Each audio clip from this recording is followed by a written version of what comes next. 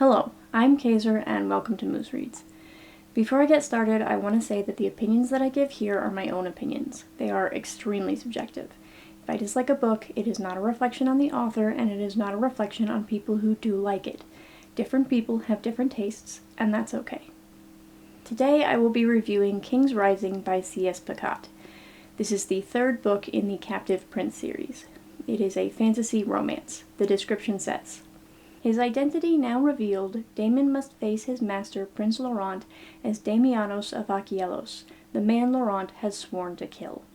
On the brink of a momentous battle, the future of both their countries hangs in the balance. In the south, Castor's forces are massing. In the north, the regent's armies are mobilizing for war. Daemon's only hope of reclaiming his throne is to fight together with Laurent against their usurpers. Forced into an uneasy alliance, the two princes journey deep into Achelous, where they face their most dangerous opposition yet. But even if the fragile trust they have built survives the revelation of Daemon's identity, can it stand against the regent's final deadly play for the throne? 4 stars. I don't think I really have all that much to say about this one. It's largely the same format as the previous book, with schemes and counter-schemes abounding, and Laurent trying and failing to not be in love with Daemon. The primary differences here are that Daemon is now free, everyone knows who Daemon is, and the regent gets to win a bit more in order to raise the stakes for the final leg. If you've read the series up to this point and enjoyed it, you're not likely to be disappointed with the final book. There were, however, a few things that I didn't love about this book. Most of them involve spoilers, so I'll get into detail in a minute. The short, non-spoiler version is that Laurent seems to be acting in ways that don't make a lot of sense to me. There's a big reveal that I'm pretty sure everyone saw coming since book 1, and the ending feels kind of contrived and then sort of lackluster. None of these ruin the book for me, they're just minor irritants that I feel could have been improved upon. Alright. That's it for no spoilers. If you don't like spoilers, now is the time to pause or close the video. For everyone else, let's talk details. Laurent starts treating Daemon kind of like an enemy, or at least a pawn, once they're reunited, despite the fact he's known all along who Daemon is. I can't remember if this came as a surprise to me the first time or not. When he first sees Daemon in Captive Prince, the way it's described kind of implies he knows, but then it's sort of brushed aside.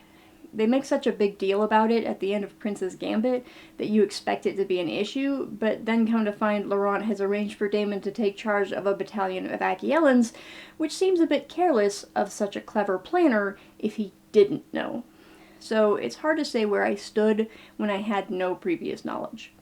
This time around, though I'd more or less forgotten the entirety of the series, aside from a handful of details here and there, I was pretty sure Daemon was worrying over nothing, and I was right.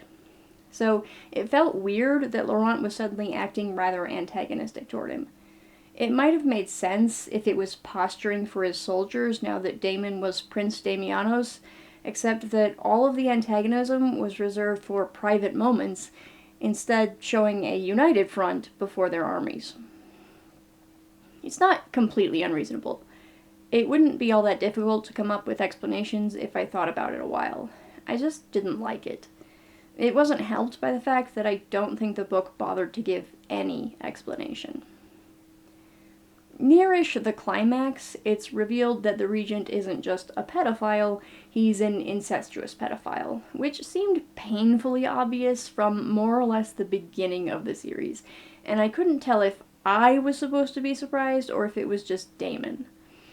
I suppose either way it isn't a problem with the book, but I always find it mildly irritating when books play things off as dramatic reveals when there's nothing actually being revealed to the reader. Having written a few dramatic reveals myself, I'm aware that it's a nightmare trying to figure out the balance between proper setup and showing your hand too early. It's also possible that most people didn't pick up on this as quickly. I don't know. It just seemed like Pacat made this one pretty clear pretty often, and then possibly still expected it to be shocking. If you've read these, please tell me how this played out for you. I'd love to know. I also feel like the ending doesn't entirely track. For starters, we get another instance of Laurent correctly predicting like 4 moves ahead of his uncle and making arrangements for it, which still feels kind of ridiculous and is significantly worse in this instance, since being able to plan that far ahead should have allowed him to make a better plan several steps earlier. At the very least, it should have allowed him to plan his final move better. After we find out exactly what level of scum the Regent is, Daemon goes a little berserk in a place where going berserk is an extremely bad idea, and Laurent gets dragged back to the Achelan capital to stand trial for treason.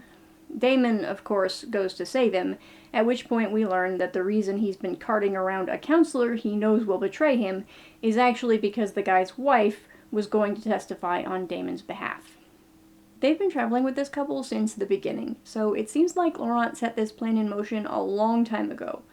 But that kind of requires him to know that he'll get captured, that Daemon will follow, and arrange for someone to exonerate Daemon, but not make any plans to protect himself.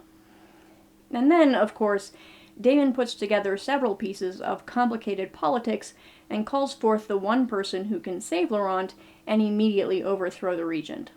The mechanics of this reversal in themselves are fine. There have been enough little hints that I don't think it's an unreasonable turn of events. The trouble is that Daemon has not once shown any real ability to think through anything even close to this complicated, but the ending hinges on it. It also involves another reveal that I wasn't surprised by, but I'll give it to Pacat that this one was done fairly subtly, and it is possible that I was surprised the first time.